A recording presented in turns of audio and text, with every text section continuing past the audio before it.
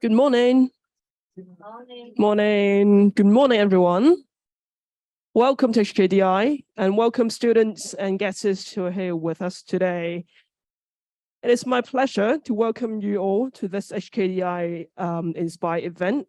As your moderator, my name is Carlos Wen. I'm with the Department of Fashion and Image Design. And today we're gathered here to attend the mass lecture on a circular and sustainable fashion world. Firstly, I would like to give a warm welcome and thank you to our speaker today, Isabela Gygax, for taking the time to join us today and give us this lecture. Your presence and time is much appreciated, and we look forward to learning about sustainable fashion from you. May we now invite Isabela to the stage. Thank you. Thank you. So not the moment for an update.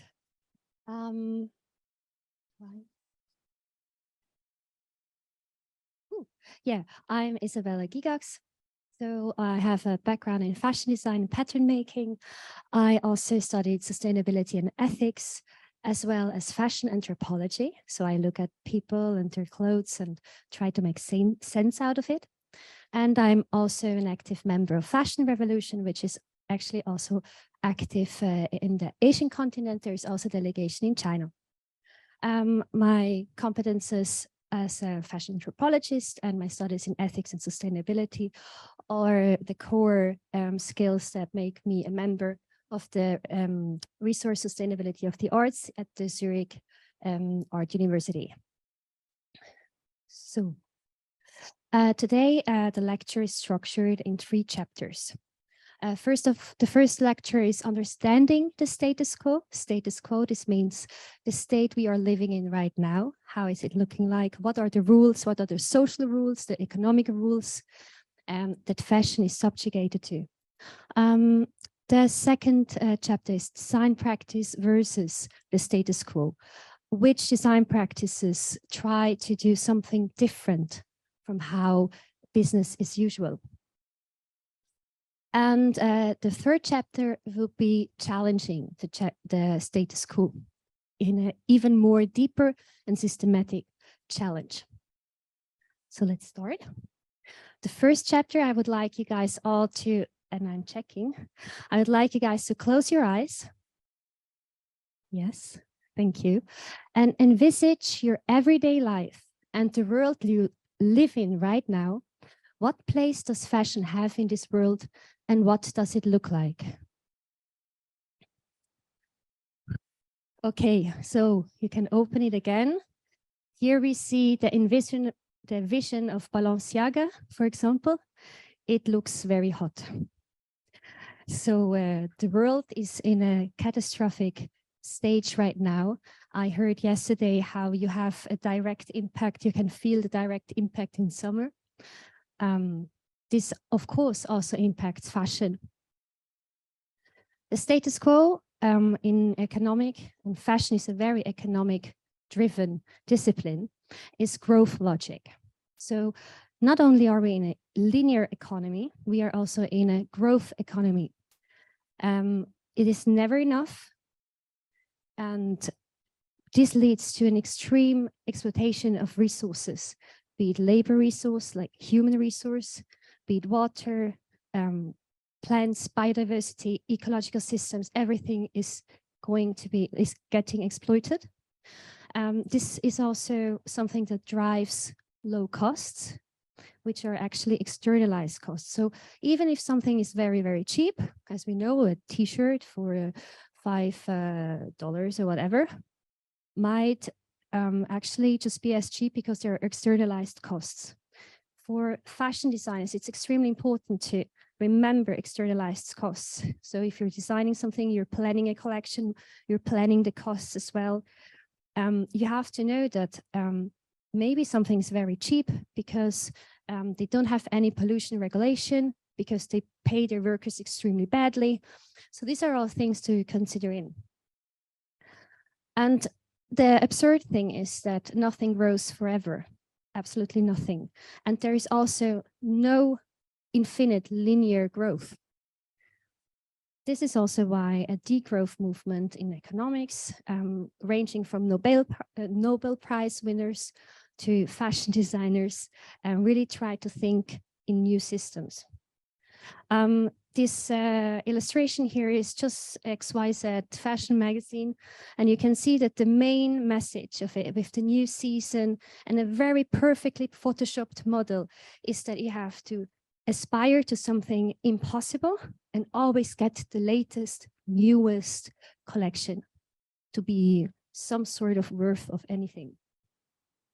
So very quickly, you see the consumption model based on a linear system is we exploit the world, we pollute with our production, we have an extreme buying-driven marketing, we declutter. I don't know if in Hong Kong people have so much space.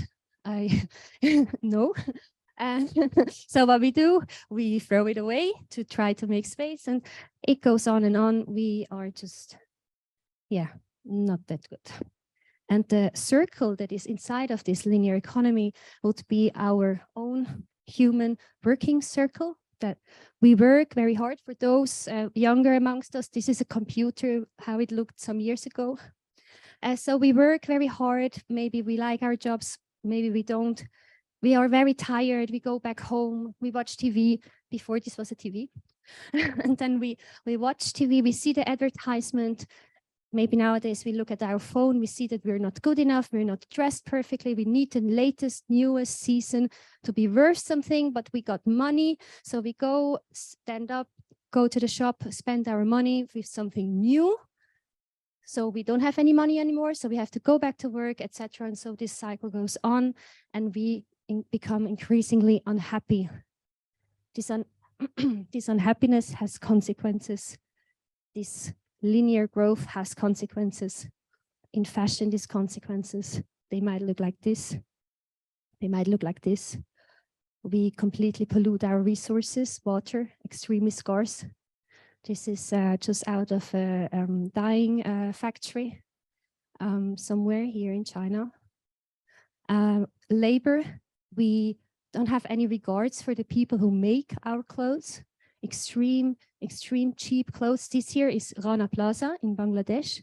10 years ago, it's actually last month, it was 10 years ago that this factory building collapsed. And in one day, 1,238 people died, and over 3,200 people got so badly injured, they cannot support their family anymore. So in only maybe 5 minutes, 10 minutes of a disaster, an entire community just collapsed their entire existence, even life. And for what? For a $5 t-shirt.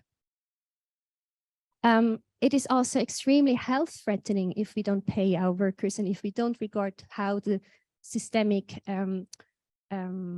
disregards of any kind of working rights, labor rights are regarded. Here we see someone sandblasting jeans. So the jeans that we buy that have a little shade, this is sandblasted, and if you can't afford the super sustainably sandblasted diesel jeans, then probably a person did it that has now cancer because of this kind of work. What I very much admire about this labor situation and this people's situation is that they are very aware of their undignified situation. They try to unionize, they try to go on the street, they take great risks to make their life better. In Switzerland, it's not that risky to say, I don't want that, treat me better. In here, it might be very, very, very risky. They won't get any work anymore, etc. So I think this is also very admirable. They fight for their rights, and at the same time, as we consume, we can either make their lives better and help them and be part of a fair treatment of labor, or we don't. And as designers, especially, we can do that as well. And at the end of the things that we designed, and at the end of the life of the garments that are designed in this system, they end in the landfill. Here, for example, in Ghana, this entire mountain is, of course, landfill, but it is a purely textile landfill. So every week in Ghana alone, you have an arrival of 15 million pieces of garments that are thrown away. I don't know about you. If I design something, I highly hope it gets not thrown away, and I highly hope it will not end up here. So just from my heart as a designer, as a maker, also as a seamstress, this is something that I absolutely want to avoid. Very fast, 5 facts. Also, if you want to take a picture, that would be an interesting one. The 400 billion square meters of textiles that are produced every day, and of that alone, 60 million. It's compared to 400 billion, 60 million is not a lot. But 60 million square meters of fabric that is just cutting cutting room floor waste. So I don't know how many people here are into pattern making, but a good seamstress, a good pattern maker is a good economist. We don't waste fabric, especially not 60 million square meters. Yeah, that's true. So what does this entire status quo, this condition make us want? We want balance as designers, as workers, as consumers, users, as citizens. So there is an inherent need for a right, a just, balanced status quo. And this is where linear growth economy comes in again and gives us greenwashing. So it gives us the weird choice to choose conscious. So greenwashing, you have a fashion company that has a mass production, and they might just do one little collection where they used recycled polyester. And then they make a huge marketing campaign. And they say, we are very green. We have a very green collection. And then you have to go and read in the very, very fine lines what they think for them is sustainable in this one little collection. It's not only fast fashion that does this practice. Here we have Johnny. For those who don't know the brand, it is somewhere between in the same ranges of Stella McCartney or Chloe. And they have now acquired the B Corp certification that honestly, before it certified Nestlé's Nespresso, I thought it's a very legit certification. Well, I don't think it is very trustworthy anymore. So let's see about how they show how many points they got. So visually, I am a very visual person. I might think that this very long bar at environment means that they are very strong in environment. But this person who did this graph is very good in marketing and very bad in calculating percentages. Because 29 points from 135 points is very little. So what they do very good is the governance. They are very good with their money, right? They're not wasting money. And their customers are very happy too. And then they have this total of 69 out of 200 points. And you cannot scroll here, but if you would scroll, you would see 90 points is worth celebrating. But of course, yes, we still have to go a long way. Yeah, you have to go such a long way. And so if anything we do, I don't know, you guys have exams, and if you know the maximum points for the exam is 200 points, I don't know how happy you would show these exams to your parents after they paid your school if you would only score 90 points. Yeah. So this is how you can visually make they didn't say anything wrong, because the bar is about in comparison to the other points they have. So it's technically not lying, but it's being a douchebag. So we have other, and then of course this was more in the middle luxury segment, and of course fast fashion. H&M saying that they're the world's most transparent brand because they did a survey with maybe 78 other brands, and none of the brands scored half. H&M scored a little bit less than half and more than the others. But again, not even the half, but they go and they do a social media post, of course, not with this one. And then Fashion Revolution came in because the index is a Fashion Revolution index, transparency index. And they say, no, it's not.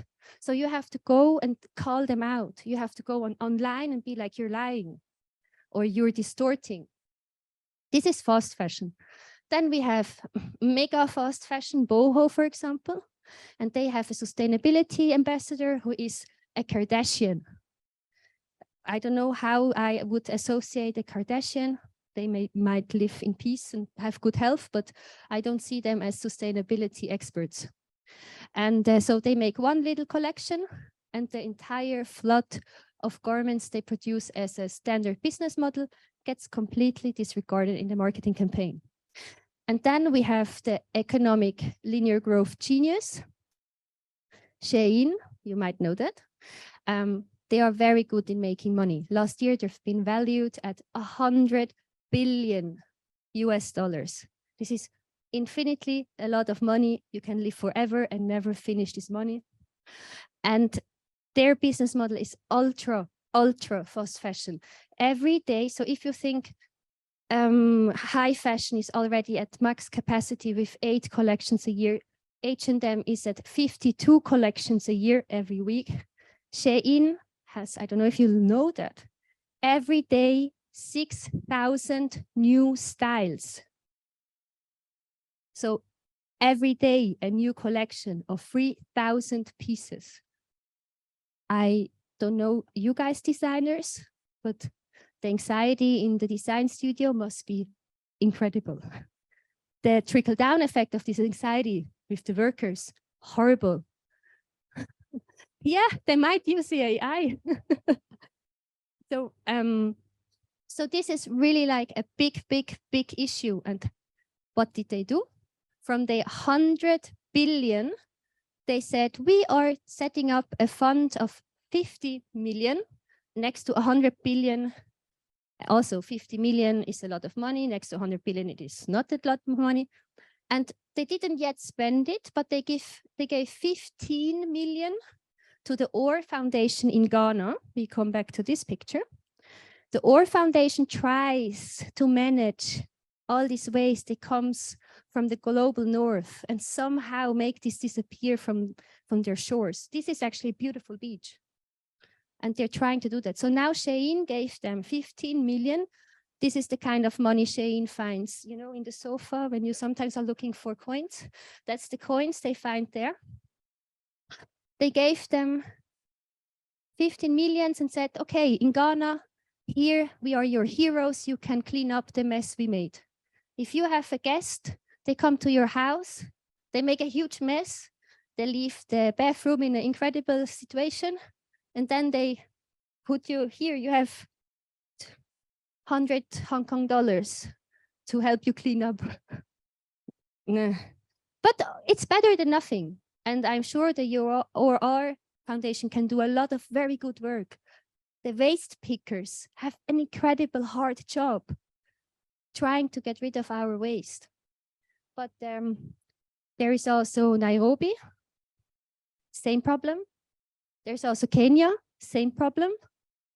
There's Chile, Atacama Desert, same problem. In comparison, here, this is like a person. And this is just where the photographer stands. Behind him, there's more. So, you know, so this is where this is greenwashing. You do something good to hide all the bad behind a very glossy, well-designed, well-studied marketing campaign. But, you know, fashion knows they have to get rid of the garbage, even high fashion. Here we see Balenciaga again, fall, winter 2022.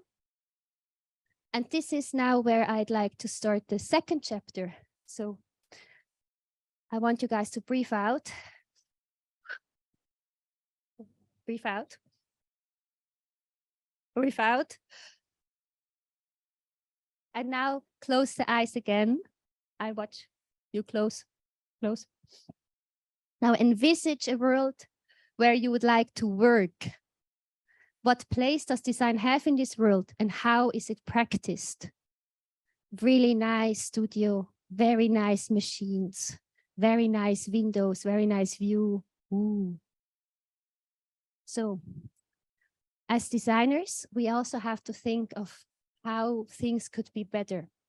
And we can start with ourselves. What is a good place for us? Once we have a good place for us, or at least an imagination of a good place for us, because sometimes we get used to bad places and bad conditions. So we have to remind ourselves. By the way, you can open the eyes again. Sorry, I forgot that you can't see that. I put the next slide up. As designers, we have to rethink our trash mentality. You can rethink it very easily. Nothing is waste. Nothing. For a designer, everything is an interesting challenge, an exciting new day. Nothing we cannot somehow solve somewhere. And a very interesting concept that I want just to throw out here, I think especially with considering Hong Kong's history, is the concept of waste colonialism. This would completely go beyond the scope of this presentation, but I highly recommend you, if it's not already in your curriculum, to check out the concept of waste colonialism. It is a very, very interesting read about the story of how we even came to the idea to produce waste and how the global north produces the waste onto the global south. What we can do, and I think also what we saw in the last days, is that the waste mentality, as designers as well, as designers, we don't stop to be citizens. So that we demand strong policy, and at the same times, we also don't stop to be humans, that we do our own part within our community. So using our design skills, fashion design skills within our community to empower ourselves and feel that we can do something, even though it's a little thing. And then it's practically, and it's actually the same sentence as the first, it's a radical resourcing. So you see trash, someone might see trash, you might see the next Balenciaga collection.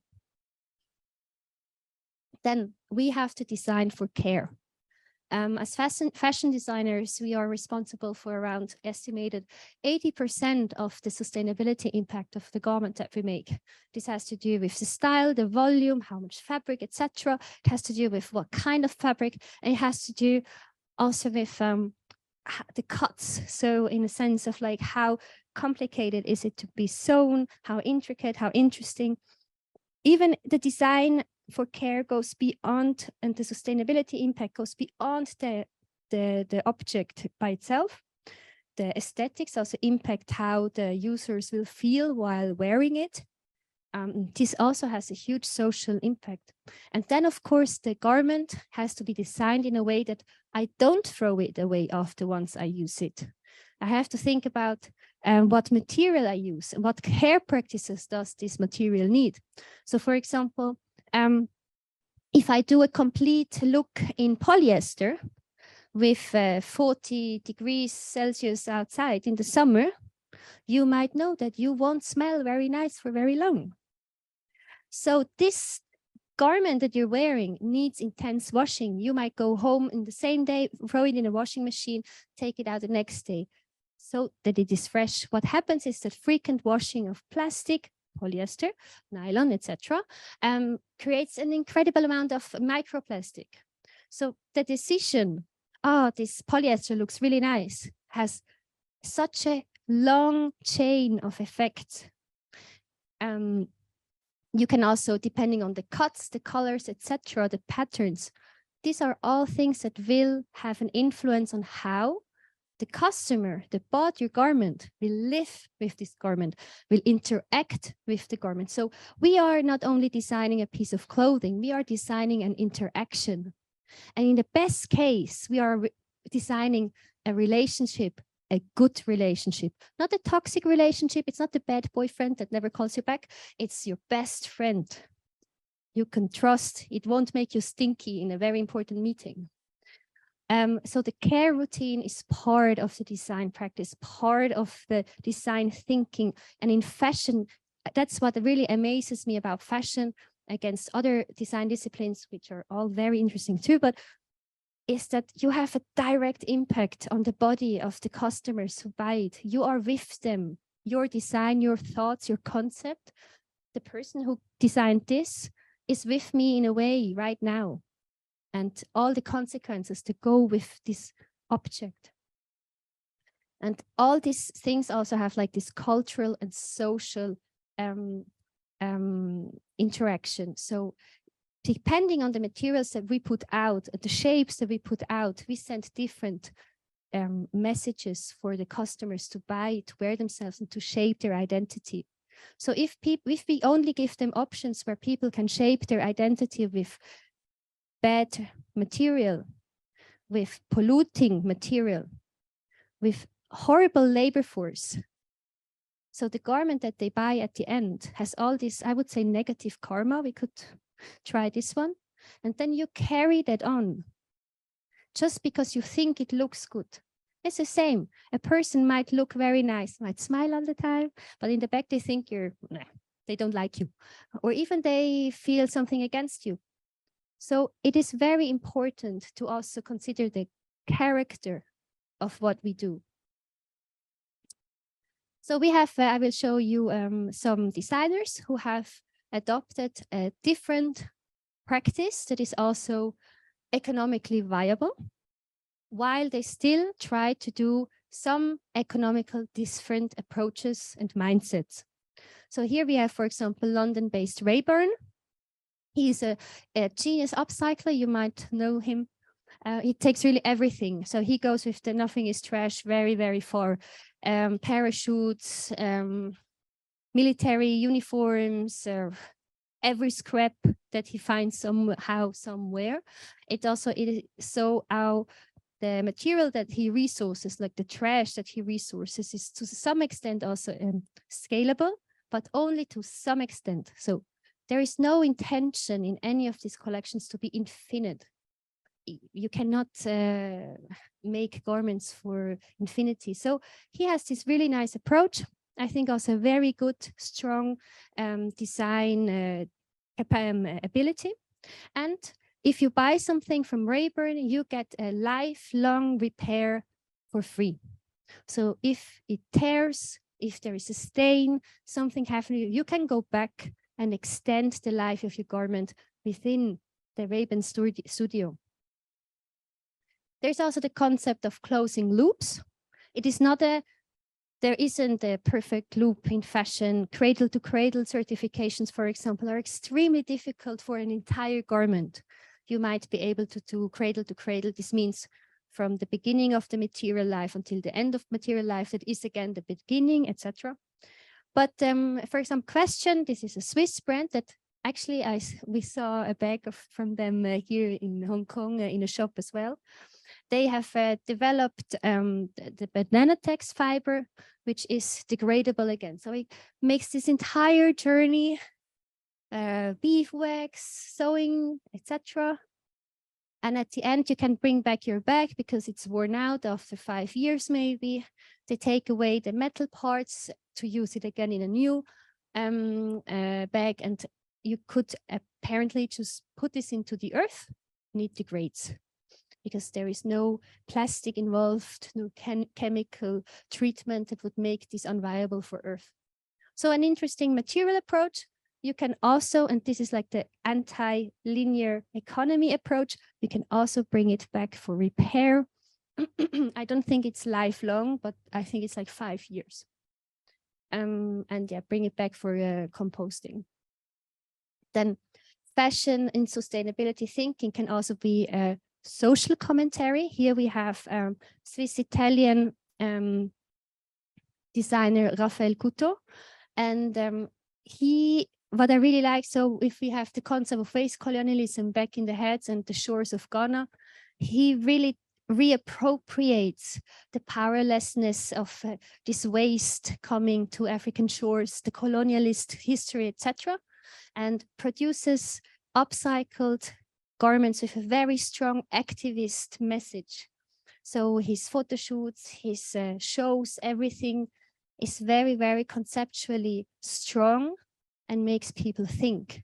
Making people think is a very, very good thing if you want to do sustainable fashion. But my favorite is the Post Carbon Lab, the London-based duo. They do the thing of transforming. They don't produce any products. They are a service provider. You go with your old jacket to them and you want a new design. It is some sort of upcycling. But what kind of upcycling do they do? They do a microbial coloration, which has a climate positive impact. This dye lives. These are living organisms that do photosynthesis. Photosynthesis, that's what trees do. They eat carbon and they breathe out oxygen that we breathe in back. So it gives life. And a fully coated t-shirt, a very big size fully coated t-shirt, could potentially, it is scalable, so in that sense, can neutralize the carbon emission of a small car in one day, for one day. This is the incredible capacity of this concept. They won the Keyring Award, and Yan-Chen Lin won this year's Woman in Business Award. Their concept works. Their concept doesn't produce waste. Their concept eliminates waste. It eliminates carbon. So very often we speak about carbon neutrality, but we can aspire to more. We can be carbon positive. So we can really have impacts just by using our design skills. So from this here, I want to lead us to the third and last chapter of this lecture, that is challenging the status quo. And as you know, we will all breathe in again for the even bigger question. Breathe. Breathe. Because this is a big one. Close your eyes there. Envisage a world where you would like to live. What? Like to live. What place does fashion have in this world? And what does it look like? And you can open your eyes again, thank you. A very important part of challenging the status quo is challenging the idea that we are very good part of the society if we are very good consumers. Instead of consume, which is basically just to waste, we can use our garments, get relationship with our garments, refuse to be a mere consumer and start to use what we have. This also means, for example, this is a wonderful example of a vest that lived with this, you can see, old man for a long life. Every time it didn't fit anymore, he would add a new sleeve, a little new detail. You can really start to live with things. And this was like this for thousands of years. Garments always used to be used and lived with, altered, mended. So it is important, especially as students as well, to acquire the skill set for making garments and for mending them. This skill set empowers you. It makes a strong citizenship. If you're not dependent of people to make you other things. And you as designers, you would empower citizens by giving them clothes that are repairable, to engage in your community and show maybe other peers who study engineering or math or accounting how to mend a button, how they have a hole in their garment, how to do something about that. This would be your engagement. because many garments have, as many other products in this world, a planned obsolescence. As they are cut in masses, when you have like 800 layers of fabric that are cut at the same time, it is practically, as you might know, the ones that have technical lessons know that, to have a right fit. After 3 times of washing, the garment is completely torn around and doesn't have a nice fit anymore. And of course you throw it away, or not of course, but you're educated, or you're made to think that you have, of course, to throw it away. And then, very important to challenge the status quo is to reevaluate what makes us happy. Why is there something that has from outside to make us happy? Why do we have to chase happiness? Why do we think we have to be successful? And what do you think is success? It's success. When are our parents proud of us? When is society proud of us? And what does us make us proud? Is it to have 3 yachts, huge house? Okay, it's nice, I know. But do you want to have more yachts than everybody else? Yeah, but why? And at the end, are all these yacht people really happy? We hear about celebrities having drama all the time. So really reconsider how we define success, especially if you're aspiring to be designers. Every designer, I have the same thinking. I want to be very famous, go out on stage like Galliano, maybe not like Galliano, but really go out, be seen, everybody see my designs. Yeah, make a lot of money. If you did an internship, you know we won't make a lot of money.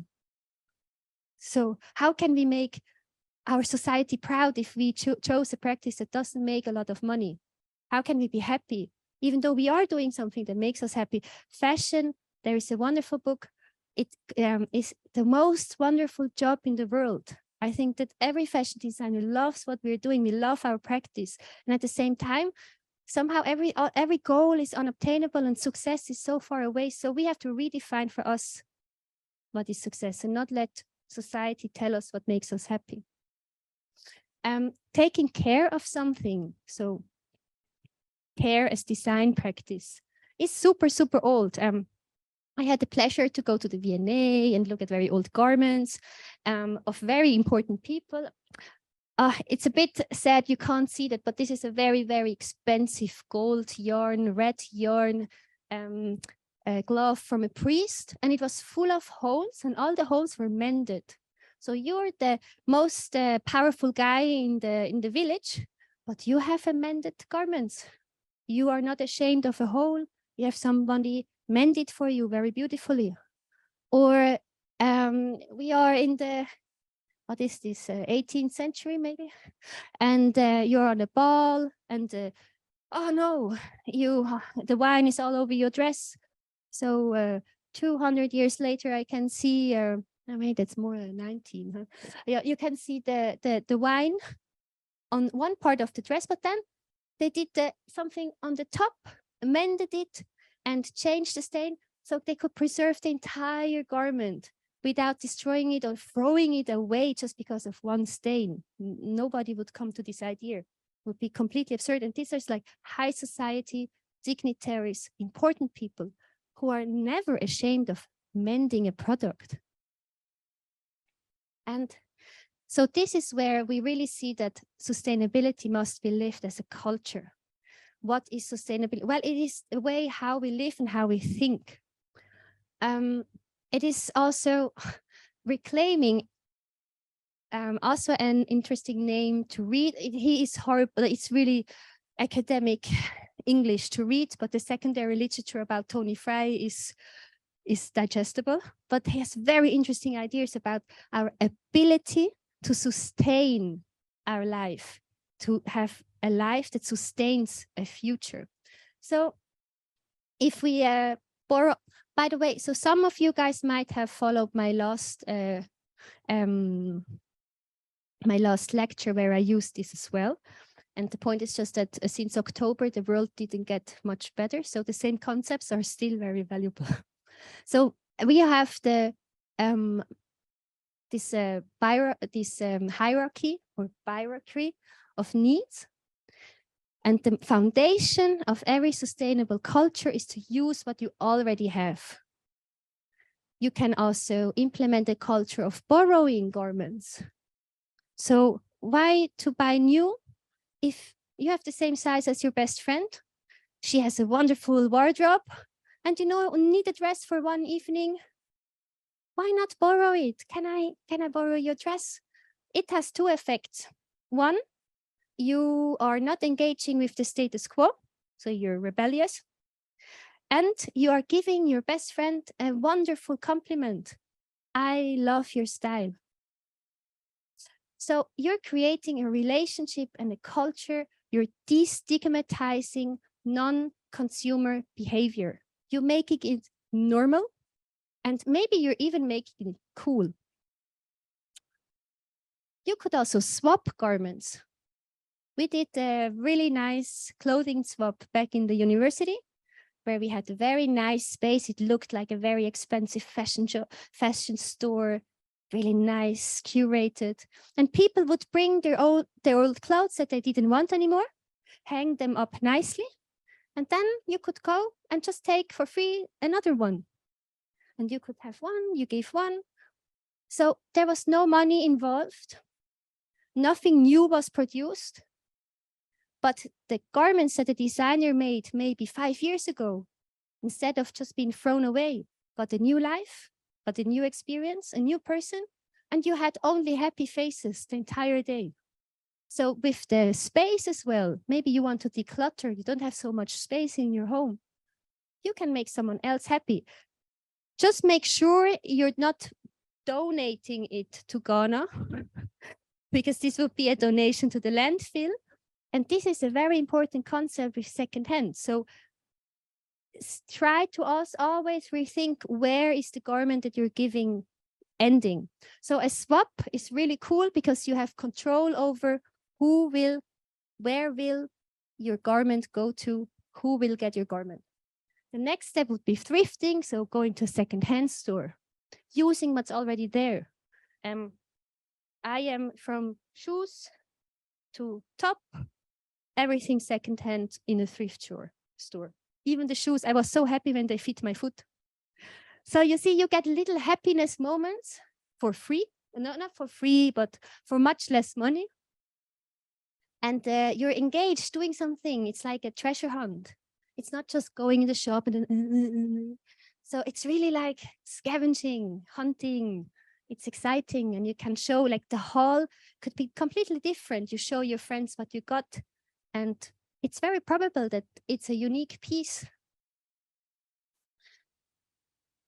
We always think making our own garments is very sustainable, but this really depends on what we use as a material, and it depends on how we do the pattern. So making garments is not considered very, very, very sustainable. This could change drastically back down in the hierarchy if you use already torn out garments to make a new garment. So the concept of upcycling, as we've seen with the designers, is a way to still make and enjoy the technical part. I love sewing, but it is even more sustainable if I do it not with primary resources, but with, well, trash, because trash is actually a treasure. And very, very at the end, so maybe with the underwear, it's you buy, but you buy consciously. You don't just take it because it's cheap. Don't just take it because someone tells you you need something new. There's a big wedding. I know it's the same culture in Switzerland. You need a new dress. But I promise you, since 10 years, I wear the same dress to every. I have 2 dresses, short and long, depending on the bride. And for 10 years, I wear these 2 dresses. You can Photoshop me to every photograph from every wedding. And until now, I am still alive. My friends still look at my face. I don't need to have any shame. And my garments are very nice. So this is the part of this culture. And a very, very beautiful, I hope you see it here, is concept is that your loved clothes. So if you give love in the relationship, and we come back to that idea of a relationship, then your clothes last. An interesting concept that Holly's, I don't know what the time management, yeah. An interesting concept that challenges the status quo very radically is called the Fashion Action Research Plan, or short, Earth Logic. You remember in the beginning, we talked about growth logic. So the most important thing about any decision, be it design decision, economic decision, fashion is such a multiverse of things happening at the same time. You cannot design a garment without thinking of the economics behind it. And Kate Fletcher and Mathilda Tam, I had the pleasure to be a student from Kate Fletcher. This woman is a machine. It's incredible what she can do. And these are like the most cited fashion practitioners who really do research on the matter of changing the culture of fashion and the economics of fashion. And they come up with an idea, not the solution, a research action plan that instead of putting the economics and growth as main decision point, they put the earth as main decision point. Your business plan should not be centered on how much money will I generate, but the business plan in their idea would be centered around the question, how can my business do good to the earth? How is my business, my design, my idea, my concept giving back to the nature without taking away? If you are doing a business, if you're doing fashion, if you're doing a design that just will become trash, well, yeah, that's exactly what your work will be. So thinking like shifting the perspective, shifting what is in the center of our endeavors could, for example, be that. It's super interesting. Like if you want to give it a read, it's easy to read. Actually, it has nice illustrations. And they put, for example, things like care of self, isn't it? As designers, we know, fashion designers, we know how it is to get exploited, even on the top. You don't imagine how, maybe you do, I don't know where the internships that you made, but you can be exploited very well at Dior, as you can be exploited in Bangladesh working for H&M, for example. But also like diverse ways of knowing, co-creation. Don't do everything by yourself. I see, for example, there we have two students with similar hairstyles. So maybe you like to work together. Use this as a force. Don't do stuff alone. Really collaborate, get together, more brains, better ideas. And so this is it's a plan, it's an idea, it's out there. And it's not a finished solution, it is a challenge. But I think it's a good sport for our brain to think completely outside of the box. It's not important to make money, it's important to save the world. So this could be where also we start to rethink the notion of success. We don't applaud, we don't follow the people who have more garments, more yachts, huge houses. We follow the people who, wow, they made a difference. They created a dye, a coloration that can save the world, that eats carbon. That's something interesting to follow. That's interesting success. And the most like part of this earth logic, part of all of that, and one of the things that is very easy to do is the radical keeping, so that we bin less and we mend more, the notion of repairing, of mending. I love also the sentence, I care, I repair. It's very easy. You see, everything is easy. Responsibility is inconvenient, sustainability is inconvenient, but actually it's just about caring. And I think I end on that note, if I see the last one. Yeah, nearly. In a consumer society and waste era, that's why I love repairing, and that's what makes you keep things. In a waste era, repairing is a rebellious act against the unsustainable status quo. You want to challenge the status quo, you want a nice life, you want to work and practice in a nice space, in a good world. You want to live in a world that is decent, where it is decent for everyone. So this is one way of expressing. It's not, of course, not the ultimate way to get there, but it's a way to express that you want to live and work and practice your design and design for a good world. And my absolute icon that I just learned yesterday had a lecture here in this very theater, I think 20 years ago. Ursula de Castro, founder of Fashion Revolution, says this very simple thing. The most sustainable garment is the one that is already in our wardrobe. And as designers, we have to think the most sustainable garment from our customer is already in their garment. So how can we challenge this? How do we accept this challenge? Yes, this is a beautiful picture just to end, and this was my lecture. Thank you.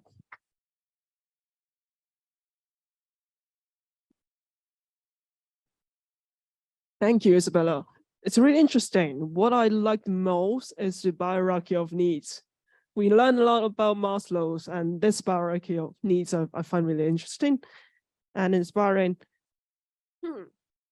Okay, so we always need to, students come to us and ask, how can we be more sustainable? I think that illustration gave us a lot of resources and thinking about how to mend, how to repair, and not to bin stuffs.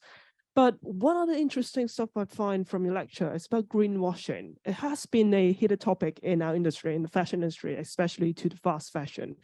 If the students want to know more about greenwashing, how can they get to know which fast fashion is greener than the other and not, maybe? I can answer this question in different ways. The simplest way is that fast fashion inherently is never sustainable, because the business model is to produce a lot of new garments that are not thought and designed for keeping. So if you want to be very, very radical, that's the answer. Then if you want to find out about various degrees of unsustainable, less, more, less, and if you want to detect greenwashing, then I would say usually the loudest dog is the one that has a problem. So, so if you have a very shiny, glossy campaign that we are the best at something, if you are a good designer, you know that so many things that you're not good at, and you are humble. You don't shout, I'm the best. So there would be the first suspicion. There would be the first suspicion to go and investigate further. And really, that's what we did with the case study with Johnny. Look at numbers, look at the fine print. And that's a bit the inconvenient thing. You cannot just detect greenwashing like this and be sustainable like that. Well, you can if you just keep stuff, but but you have to take the time. The brands want your trust for free. Don't give them your trust for free. Thank you. That's really interesting. I really agree to all of that. I want to open the floor for some questions. Do we have any questions from the students or guests here that you want to ask Isabela on sustainable fashion, or maybe something else also? Like where do you get those amazing garments from secondhand shop? Oh, there's a student, please. Thank you. Hello, I'm Guess. As I'm working in a garment brand, already spoil the earth. In business wise, how can we do something to save the green? Or because we can't say we stop the business, we are not producing any garments. What can we do? Most important thing is to really go through your supply chain. I know that depending on the business model, the supply chain can be very, very tricky to see through. This is already an indicator that where you should take a step back and reconsider some of the business concepts, some of the design concepts. For example, if you already need subcontractors, then this is a practice worth stopping. It sounds harsh, and it's with no offense in the sense that if the business is not able to operate in a way that doesn't exploit either nature or people or the communities in the afterlife of the garment, then this is not a business that has a viable sustainability right to exist in a sense. So if you go through your supply chain and you find that you don't know who is actually producing, for example, so you could take an interest and try to find out why is the subcontractor, what are their conditions. If you, depending also on your position in the business, you can go and call them and be like, I'm coming to see the factory today. You have no time to prepare. So that's the same way, because you want to trust the people who make your garments. So it is very important that you take a step back, not stop the business, but make a pause for strategy rethinking. Try to find every step in your supply chain. And that's the first step, so that you have the most radical possible transparency and your own knowledge about what is happening. Where are you investing your money in? What is happening with this money? And what is the impact of your supply chain? And then you go, it's like if your house is a mess and you have very important guests coming. So you take everything out, and then you start systemically organizing back one piece after the other. It's a huge work, and I admire if there is already the will or the interest to go through that. Yeah, I hope this helps. Thank you. Thank you. Yeah, traceability is a big thing in our industry. How do you track where exactly that yarn comes from? That's what we talk about traceability nowadays. David, did you have a question? Yeah. Thank you. Hi. A fantastic presentation. Every slide had a wow moment in it for me. So thank you for that. My question's a little bit, so as designers, we've spent the last 100 years designing for purpose in one way. You know, if it's for military, certain pockets protection. We've been designing for fashion. How does something look? How does it make people feel? Yet, what we really need to be looking at is not kind of designing for sell-in and sell-through, but how do we design for end of life and circularity? And I believe this generation is going to be taking this kind of thinking into companies and into industry. So can you give any advice on how they could approach designing for circularity and for end of life? Thank you for the question and the high expectations. Look, you guys, the students, you're young. You're even a bit younger than the university students that I would encounter. What is good about that you're still in the state of mind where you can be really annoying. You can be really annoying. I have a 17-year-old sister. She's going to be 18 in 2 months. She can be really annoying. If she wants something, somehow she gets it because she's stubborn. She wants it. And then all the adults are like, yeah, you have to. She doesn't care. It is her idea. She will go through with this. And if you take this mindset, if you're brave enough to keep this stubbornness about core values like this, I mean, business need people to work for them. And if you to refuse to work for really bad products, well, yeah, then they won't have that creativity. So you go into the business and be a little bit stubborn and be a little bit annoying. Just like have this entitlement, because you will be adult very fast. You will have responsibilities very fast, so you need to work. And I think the core thing is to rethink what makes you happy, what is success for you, because then you might be able to resist some of the temptations of a very nice salary or a very, very bad design. So to take step backs, keep this attitude that you want to save your future. I think that's also why this generation is so invested. They have the least time on this planet from all of us left. So I would say taking this notion with them.